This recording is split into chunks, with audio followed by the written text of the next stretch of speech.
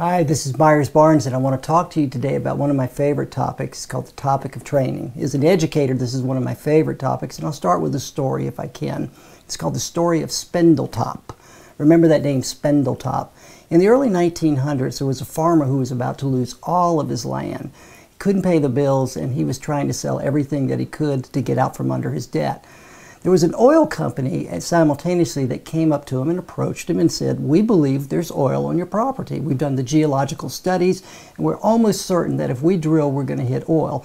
If we do hit oil, we'll pay a royalty for every barrel that we receive, and maybe this would keep you from losing your property."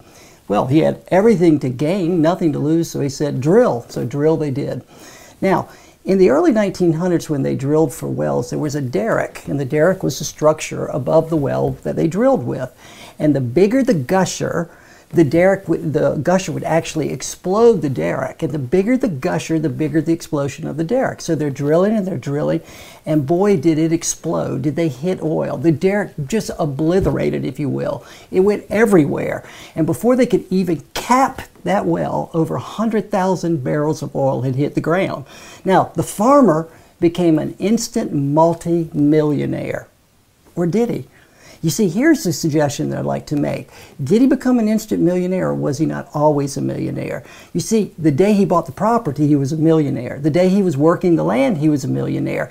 He just didn't realize what was below the surface. So what did they have to do? They had to drill deep, they had to dig deep, and then they brought the resources to the top. Now, I like to use that analogy with education because that's essentially what training is. Training is bringing your natural resources to the top. Let me ask you a question. What's the difference between a professional and an amateur athlete? And essentially, here's the only difference. The word is practice. Amateurs play, pros practice. George Foreman was a great athlete. And if you remember, he came back twice. He actually came back in his 40s to win the heavyweight championship of the world. And here's what George Foreman said about training. He said, "You should train hard and fight easy." You see, George had an intense training schedule. It was the most intense training schedule you can possibly imagine. But he always said he had to train hard and he had to so he could fight easy. And the analogy and the way that he convinced himself during this training process was, he said his training had to be harder than the reality of the opponent that he was facing.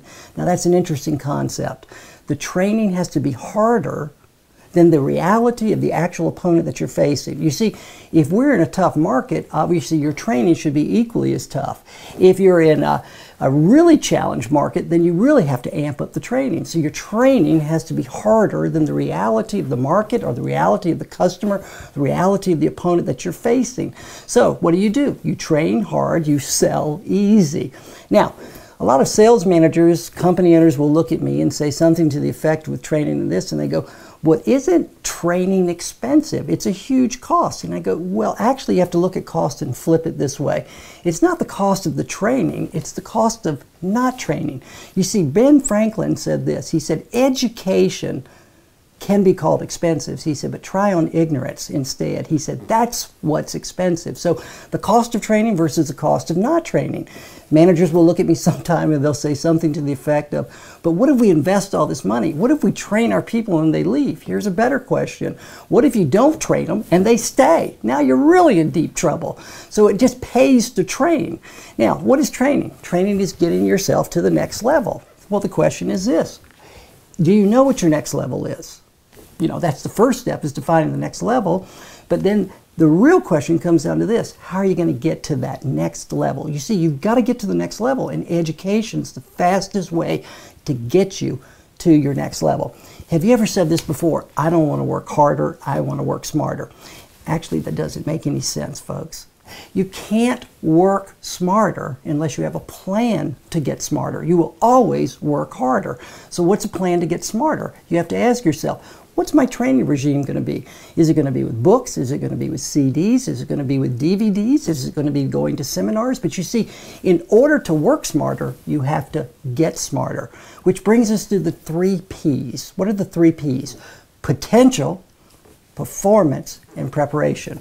Now, what is potential? Potential is what you're capable of. Potential is what I'm capable of. But it doesn't mean that our performance, the second P, will actually match it. You see, you can have a lot of potential, but your performance may not be what you want it to be without the third P, which is preparation. And so if you want to have a stellar performance, you have to prepare immensely. Now, here's the final question, the recap question on training. I want you to ask yourself this question if you're watching this video.